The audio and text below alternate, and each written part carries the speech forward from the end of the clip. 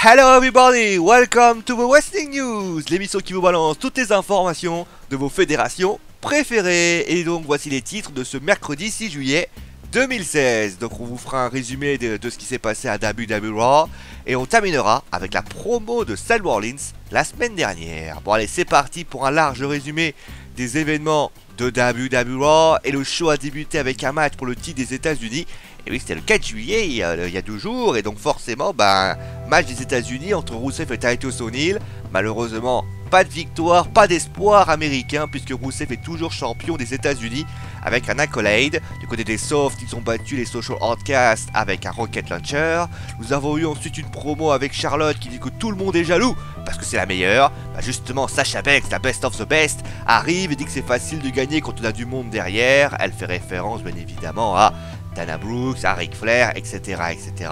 Finalement, Dana, elle attaque Sasha qui réagit. Ça permet à Charlotte de prendre le dessus, mais pas suffisamment puisque Sasha réagit et met à mal la championne féminine de la WWE.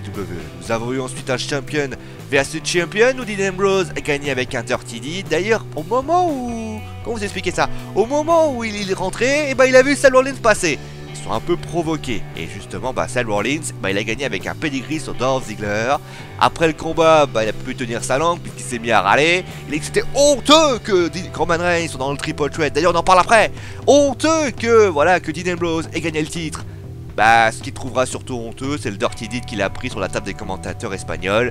Ça, il trouvera sans doute aussi très honteux. Bon, après tout cela, la Goddamn Truth a battu la Vaudevilliane suite à un Salon Gold. John Cena est arrivé et c'est surprenant, mais on va dire qu'on l'aime bien. On l'aime bien le 4 juillet. C'est un truc qu'il aime bien, c'est un truc plaisant. Et d'ailleurs, il dit que Styles est planqué derrière son club et donc pour l'avoir, il doit affronter tout le monde. AJ Styles arrive et nous parle de la domination du club. Et d'ailleurs, il dit que si lui a du soutien, ils sont où son soutien, John Cena? Personne n'est avec lui.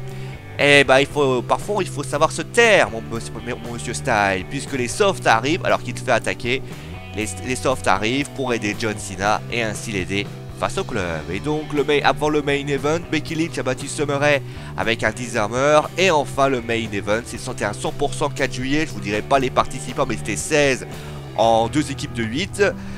C'était un match à élimination. Et c'est la Team USA qui a battu la Multinational Alliance. C'est Zack Ryder qui a la victoire. Bravo Zack, quand même des petites victoires par-ci par-là. Zack Ryder qui a la victoire avec un Raw Rider en compagnie du Big Show sur Sheamus.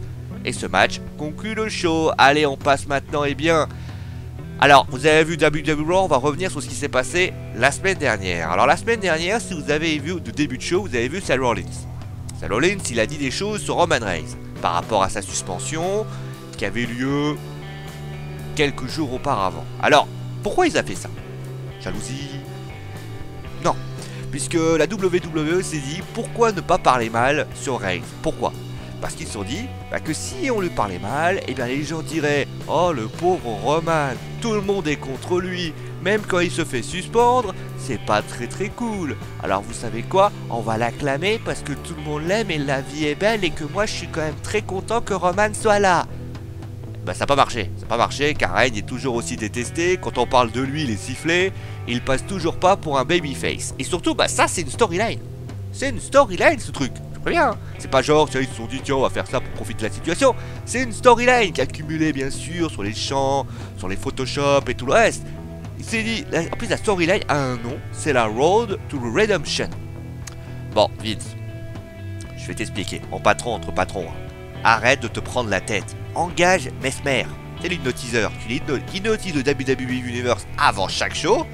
Et c'est bon, on l'aimera, Roman. Ou alors, tu lui fais faire un heel turn. Là, il sera pas très aimé, mais la rédemption sera peut-être un peu mieux. Voilà, maintenant que je vous ai annoncé la... D'ailleurs, je préviens, quand je vais vous annoncer le pourquoi de la suspension de Roman, je suis pas sûr que vous l'aimiez plus. Bon, allez, c'est la fin du Wrestling News. J'espère que l'émission vous a plu.